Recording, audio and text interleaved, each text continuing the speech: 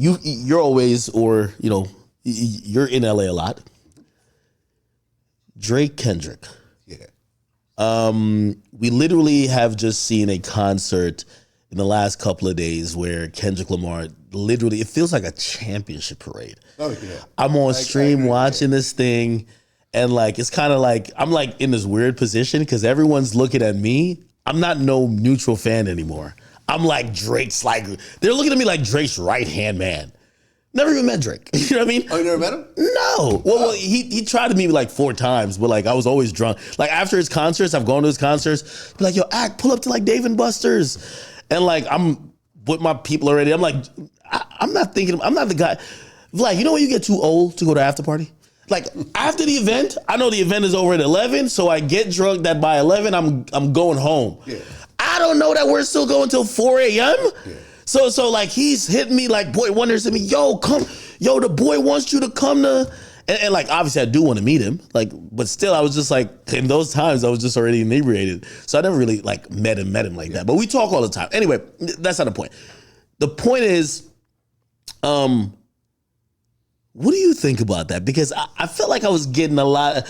You were very vocal about how this kind of battle and even some of the mudslinging going across the aisle was being conveyed. What's your overall thoughts? I mean, you said it was a victory lap. Do you think Kendrick won? 100%. I feel like you were Drake's side at first, though. Well, no, I was on Drake's side when I heard Push-Ups. Push-Ups. I thought that was a great. Drop it, give me 50. I thought Push-Ups was a great record, and it was kind of dissecting everyone, and it was like almost like a back-to-back caliber thing. And then Kendrick came back. I thought Euphoria was a very dope record. I mean, if you look at whose side I'm on, you got to also look when I was saying it. You know what I'm saying? Like, okay. I was saying it because there's a lot of records coming out, and there was time that was passing. Remember, at one point, everyone was saying the battle is over because Kendrick didn't respond. Yeah, it was 20 days or so. 3 weeks went by, there was no response from Kendrick, and they're like, Drake won. But then there was a barrage of records afterwards. So Push-Ups I thought was a great record. Euphoria I thought was a great record as well. And I'm like, okay, now it's actually getting interesting. It's actually kind of even right now. Was it Meet the Family? Yeah. Meet the Grams. Meet the Family came first. No. Family Matters. Family Matters from Drake. Family Matters came out, and I thought that was a great record. That second verse might have been my favorite moment of the battle. Really? Musically. Okay. That beat, the way he was like, kind of like dipping on that beat. Yo, he's going at everybody too. Like he was like, it was perfect. Yeah. Right? The first verse and the third verse I didn't like as much, but I thought it was very creative that he's actually switching the beat and the flow every time on one record 3 different times. I'm like, okay, this is really dope. And then, when They Not Like Us came out, I'm like, okay, this is becoming like an anthem. And then when you sit back and let some time pass, and I remember I tweeted about this, and people like to get on me about this, is that They Not Like Us has 4 times the streams of Family Matters. 4 times. Yeah, it does. 4 times. You could say that there's bots or whatever, but everyone's got bots, if that's the case.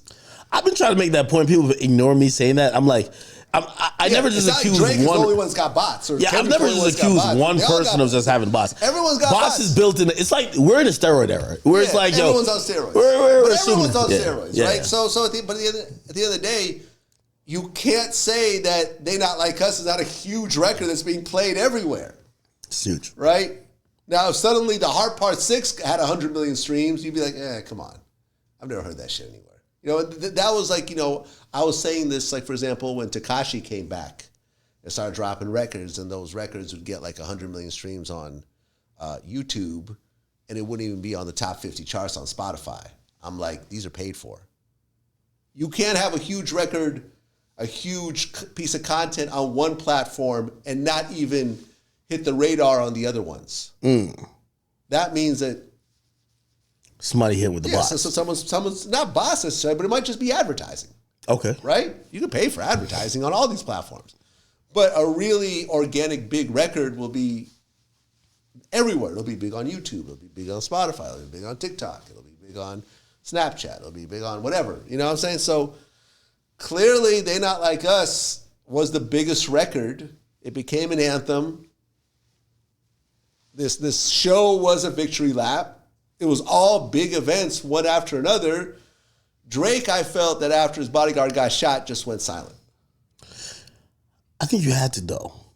Like, you're in a rap battle, and then some, like, non-rap, serious stuff that, from this is just what I've heard, that is a whole life and a whole beast of itself.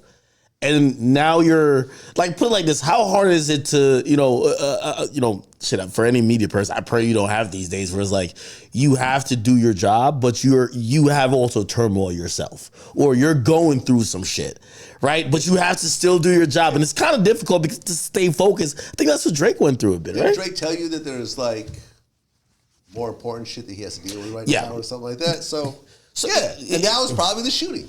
Yeah, no, of course. Like I said, when me and Boosie talked about it, Boosie was like, what if his son was in front of the house along with his bodyguard? His son gets shot. His son gets killed. Like, imagine that. What Drake told me, he said, I love this hip hop shit. He said, I did this battle for my fans. He said, yeah, this guy's lying on me, but I'm gonna compete. I'm going back and forth. He's like, it's just fucked up that, this moment that they're thinking that I'm like, oh, okay, he wants nothing more to do with it, is really just, is some real life shit happen. Someone gets shot in front of my house. I have helicopters now, like, wondering what the hell, because that's like literally some street shit. No, that's my assistant walking out. That's some literal street shit, right? Like, that is like unrelated, supposedly. He has to be... Is it unrelated, though? The timing of it makes it, because Drake didn't just go at Kendrick. He also went at The Weeknd, who is one of the gods of Canada. You know what I'm saying? Not to say The Weeknd had anything to do with it directly, but would it be that? I mean, he called him a drug addict and stuff like that. Would it be that surprising if someone that was cool with The Weeknd was like, I'm going to take it upon myself to do this? Would it be that surprising? Because it had to have come from Canada. No one's going over the border. You know what I'm saying? That's true. Like, ASAP Rocky's not gonna.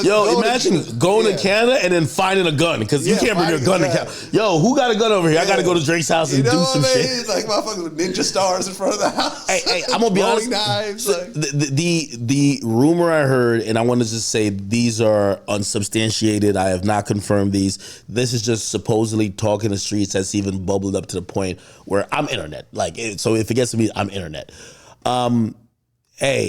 Maybe he had loose connection to what happened, maybe at the Weeknd's manager's house. And that's what I'm saying.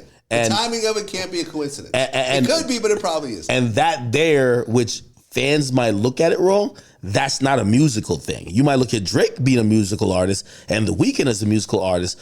But these two guys, whether people know it or not, and you know about dudes with a lot of money and wealth and power, they're connected to all type of nefarious people, all type of guys who really get it in. So now when two of these guys who both live in Canada now start going at each other, the underlings are now getting active. They're all trying to send messages. They're all trying to show That's what I'm saying. I don't think Weeknd said, hey, oh, hell no, my feelings are hurt over this drug addict line. Go shoot up Drake's house and hit his bodyguard. I don't think that happened. No. But did someone take it upon themselves who The Weeknd may have helped out a lot over the years and really like looks up to him as a close friend and a brother or whatever else? Like, yo. And then after the fact, be like, yeah, that was me. Yo.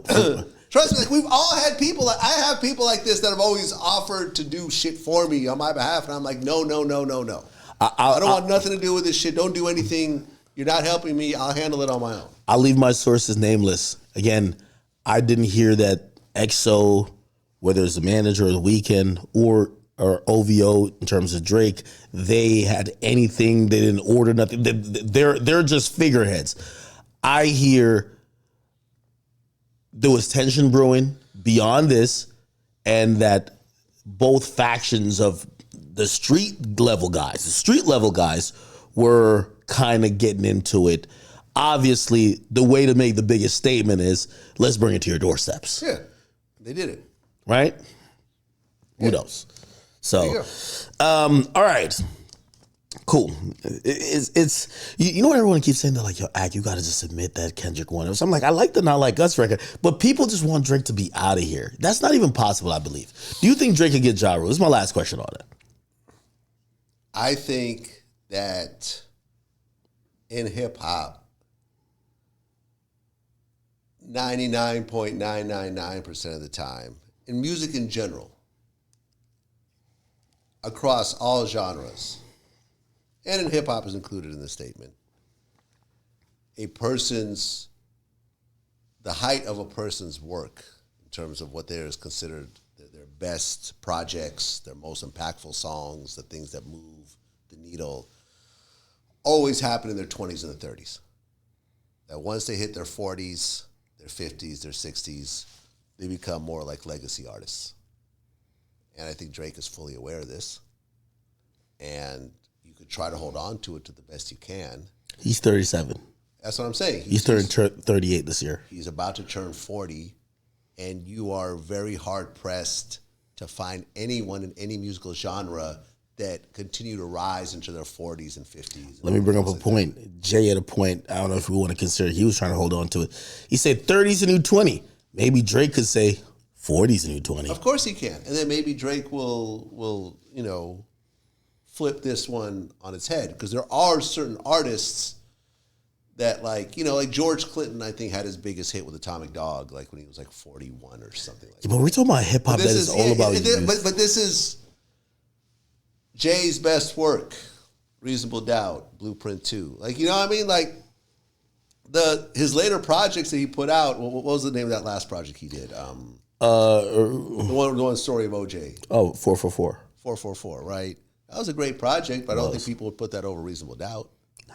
You see what I'm saying? Now he's still relevant. And also people kind of almost said that was adult contemporary rap. Yeah, I mean, 2 Chainz hit his stride kind of later, but when you look at his biggest work, it happened in his like late 30s and stuff like that. Like once you hit your 40s and your 50s, you just don't come up with these records. I'm not quite sure why, because you would think you have more experience. Well, I think also that's not what you're living though. I'll bring up this point that, and if you want me to give you a assist on this, I don't know if you've interviewed him before. You got to get Young Berg on. Like he's. I've had Berg on. Oh, okay, yeah. Berg gave me an amazing interview. Yeah, like he gave it up a few times actually. So that's how I interviewed him, was at Diddy's studio. Oh shit! We're gonna double back to that. Daddy's house. Oh my god! In Manhattan. We're gonna double back to that. Seems weird to say that, but yeah. So no Diddy. When I talked to him, he said something very important. He said, "What Diddy is going through, and what Drake is going through, 2 different things. Drake is going through people saying, "Hey, we're tired of you winning." But he's also going at people now categorizing some of his behavior as weird, right? Drake's behavior? Yeah. Well, like, hey, why do you, like, for example, Joe Budden was doing like, hey, why are you singing about a 21-year-old? Like, why are you saying that? Oh, your heart is, and they're now, it's not as cute anymore as that's always been Drake. Yeah. His idea to it was, in this industry that's primarily built upon youthful exuberance and behavior, partying, turning up, all the women. It's a slice in the cake of someone's growth, but it's the youthful part of it. Yeah, but it's not just hip hop, it's every genre. It's rock. But I don't feel like R&B, we've ever seen them being country. shamed at it. As a rock star could still be a rock star. He's not the same rock star as he was in his 20s and 30s. Yeah, of course. David Lee Roth could still go on tour. John Bon Jovi could still go on tour, but his first couple albums were the ones that changed the landscape. Okay, they can still go on tour and do their old songs, and they'll come out with an album, and people, their core fans will still fuck with it, but it won't hit the charts and it won't change the culture. No older artist has ever done that. Okay. Ever in any genre. It's not just hip hop. You got to take a step back. Okay, so forget the music though. He said so the thing with Diddy, the thing with Drake is that they're not realized they've overstayed their welcome. He's like, basically with Diddy, the lifestyle that you're living and you're leading it's very different now that you're 55 or you're pushing 50s and you're still trying to curate and still trying to be around these 20-year-old girls and have the same type of parties. You have overstayed your welcome. You should have dipped out when you were in your 40s. This is why people, if you think about it, I read some crazy stat that says most of the most successful people, even though I'm one of those anti-marriage people, Vlad, you know that. Most of those successful people, they have settled down. They're not doing the Playboy life, right? Yeah. And I guess it then goes to Drake. Hey, Drake, you're still operating and living and moving and still trying to make records towards the audience that is 23. When I fell in love with Drake's music, I was in college, just about to get out, and his music resonated with me on a higher level. I was an awkward kid that kind of came out of, I grew up in Jamaica, moved over here.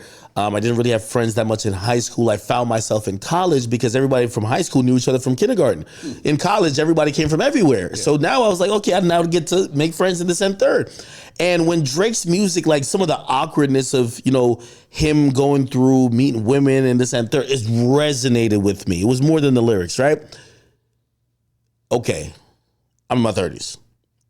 He is too. Life is very different for both of us. But some people feel like he's still singing and still harping on the part of his life that it would be you're 23 and you're just starting to get vagina. For the, Yeah, I've always found it weird also that he's never really claimed a woman as a girlfriend or this is my woman. I'm in a serious relationship with this person, and we're actually putting it out there. Now, lots of people are married and don't put this information out there, but you still know, okay, they're married, they just don't talk about it. You know what I'm saying? Like Bono from U2, he's been married this whole time. You just never see his wife because that's the way they've worked it out. Drake doesn't seem like he gets into these serious relationships with women. You know what I mean? And he lives with his male friends and stuff like that. That's always just struck me as odd.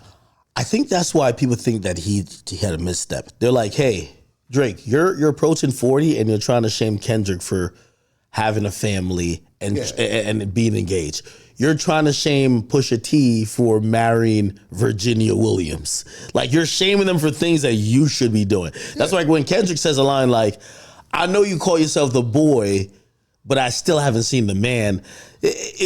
Like, when Young Berg says that, it's like, yo, trust me, the industry's looked at this guy like, yo, you've overstayed your welcome at the party of hip hop that's based around youth, ignorance, and just partying and turning up. Maybe that's the thing. He's always done features with younger artists. He jumps on people's records constantly, like Four Bats. Let me get on that.